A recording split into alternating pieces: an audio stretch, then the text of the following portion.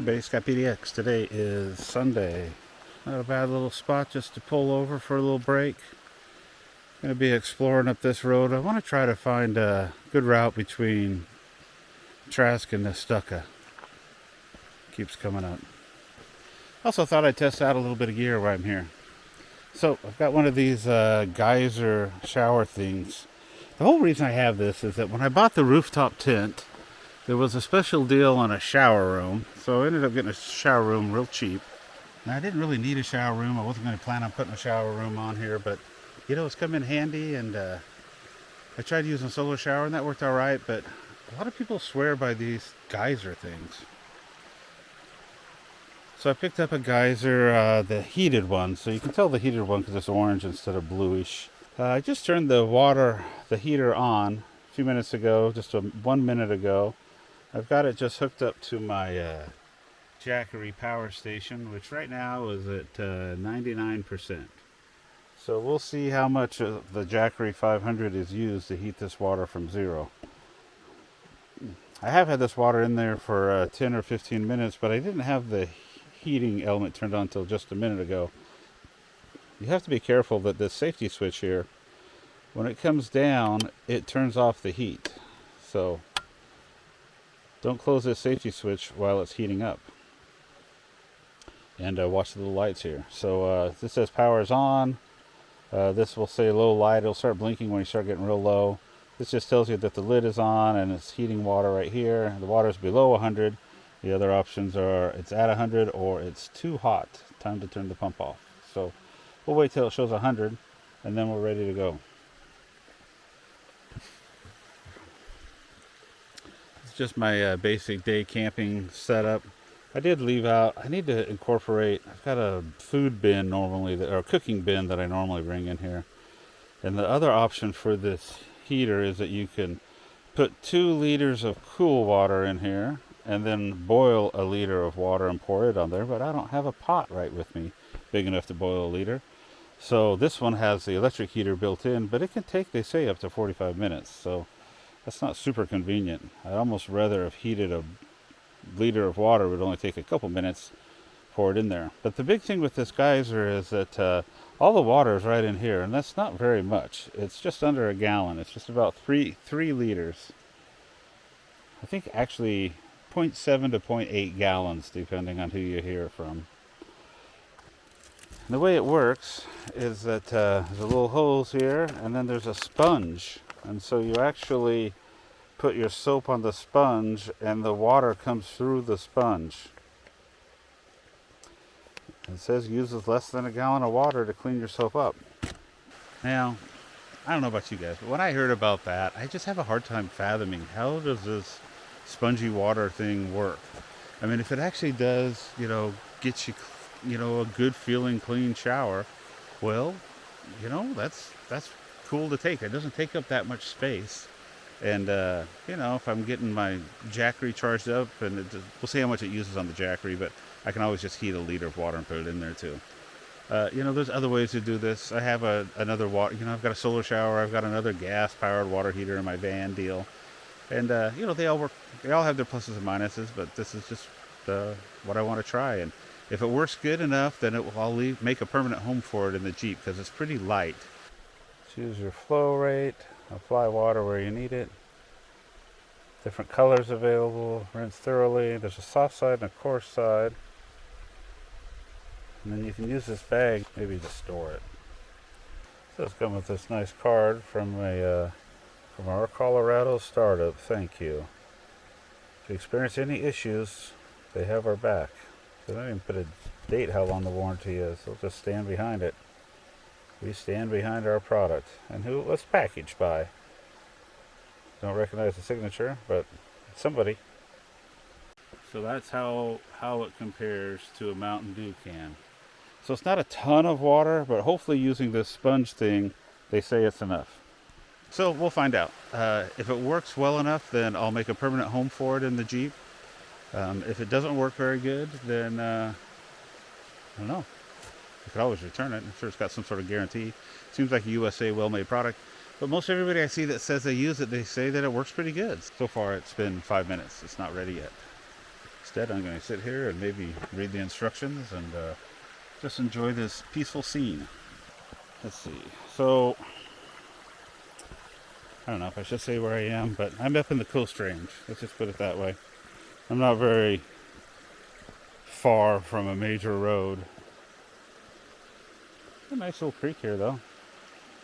This little creek does flow down to a bigger river down here. I'll give you a hint. It's less than a mile down there. And that does have a good salmon fishery. Maybe not salmon, at least steelhead. Okay, so we're at 15 minutes now. And still heating the water. Still below 100 degrees. Jackery's at 94. I filled this water up out of the tap. No, it was sitting in my garage, which is probably in the mid 70s. So it's only got to go up 25 degrees. And it's been 15 minutes. And used 6% of my battery. Alright, looks like I'm doing this. Might as well open the shower.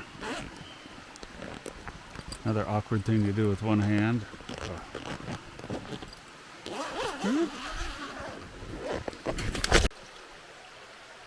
First thing that happens is it just kind of lays out here. And then you just come up in here, pull that piece out,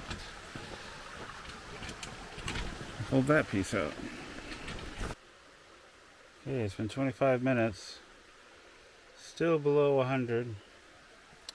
And I just switched over to use 10% of my Jackery 500 Explorer. It's relatively new, so the charge should be accurate. Still got my little shower tent set up. Changed into some shower shoes. Shower appropriate, super old wading Keens. I don't mind waiting though. Incidentally, it's about 75 degrees outside, so nice temperature. So when this thing ever warms up, the way it works is there is a little carry handle on the back. So you just carry it over to where you're going to take your shower. And put it on the ground with a sponge. Of course, I'll have to take the power. Although it comes with a super long cord. Ooh, it's really hot. Shouldn't leave it coiled up like that.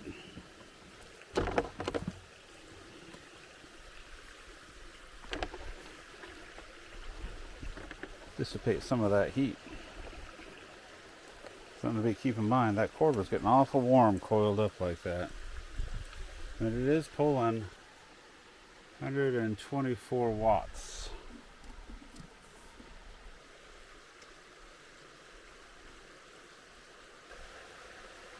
"35 minutes, still below 100, down to 87%, still using 125 watts, and I've switched to drinking beer, barely." Well, some initial thoughts on the geyser as I'm waiting for it to heat up is that I don't know what 15 minutes is. That water's got to be like 90 degrees to be 15 minutes. I'm at 36 from garage temperature in Portland, which isn't that hot, to less than 100 somewhere. I don't know. There's no progress indicator.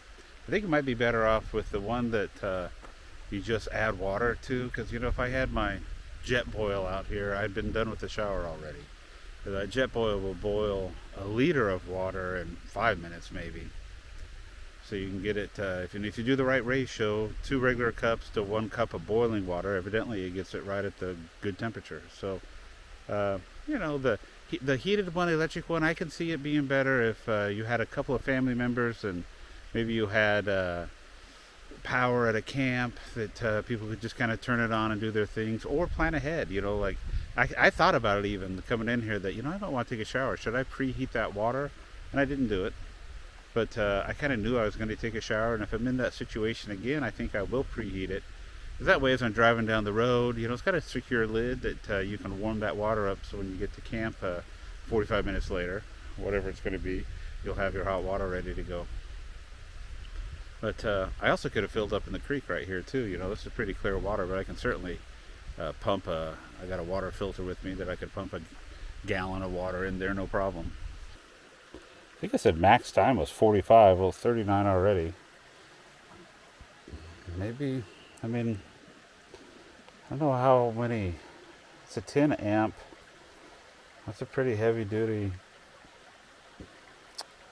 12-volt power supply. I think you're kind of limited by that cable anyways. It's only going to heat so fast. I was skeptical about the heating side on this when I saw how small this cable is. You can only put so much current through there, unless this is some super fancy efficient heater. Oh, look. All right. Right at 39. Right at 39.46, it tripped. So now it says 100 degrees. And the temperature, or the power output is dropped to 1 watt. So evidently once it reaches temperature, it does turn off the heating element on it. So that's cool.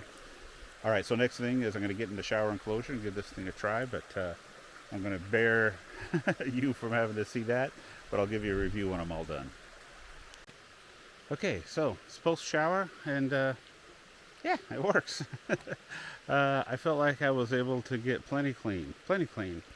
I wasn't like rapidly going. I could have slowed down a little bit and been more methodical.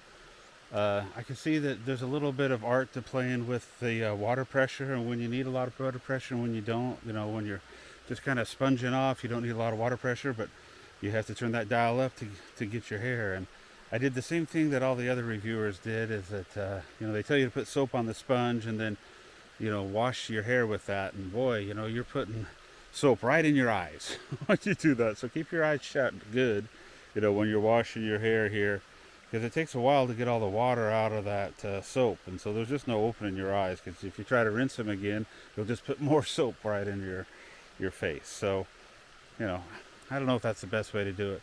It might be just to do it old style, get all wet, turn it off, and soap up, and then rinse off. But I don't know. We'll see. You could also take the end of the sprayer off and just spray whole straight water onto you too, which might be a better way to wet your hair, then wash it, and then just rinse it, and then do the rest of it. I don't know. Well, jury's out. But the most important thing was that the water was plenty warm. It wasn't hot, but it wasn't cold. And there was enough of it. That's what I was concerned about, is, not getting, good and clean. But I felt like, I wasn't that dirty. I rotated my tires earlier today, and I got hot and sweaty and a little bit dirty. So, it was nice to wash that off. I definitely feel clean, as much as a person can feel clean. But I think it'll be a win. I think we'll find a spot in the Jeep permanently and work on it a few more times. But overall, the whole process has taken a little bit longer than I wanted, but it was the first time out. If you camped someplace all day, it's not that big a deal to use the heater, but or if you're planning on it going down the road. Otherwise, the boiling some water and pouring it in there, I bet I could be set up and taking a shower in 10 minutes and been done showered in 15 minutes. But here's the other thing, is that now I got to wait for things to dry out.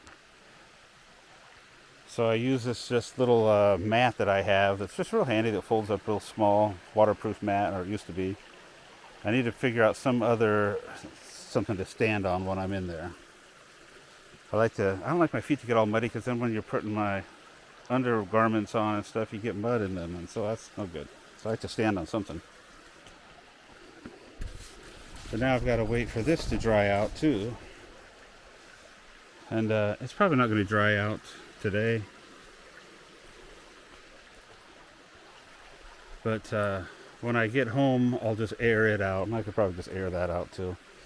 Let me see if I got all the water out of here. The low light started coming on, the low water light, so I turned it off. I've also incidentally heard, don't put this on super tight. Yeah, I see no water down in there other than the very, very bit. So I got all the water out of it. Incidentally, I dropped a few more percentage, so I'm down to 85%. So basically it took 15% of the jacker to take one shower when you heat up your own water. All right, well, I think that pretty much summarizes everything I wanted to say about this geyser system. This is only the first time I've used it, and this is just a test.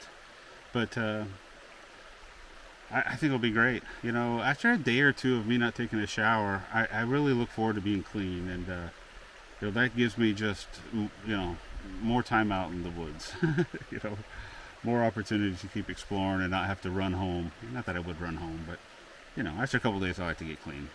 I'll usually find a creek or a lake or something, you know, in the summertime when I'm out there. But you know, in the fall and spring, you know, when things are still cold, that's a little bit harder. So this will be a nice option then to have some hot water to do that. So, anyways, that's all I wanted to say here. This is just a short little product review. Hope you enjoy the video. Thanks for tuning in. I'll talk to you later.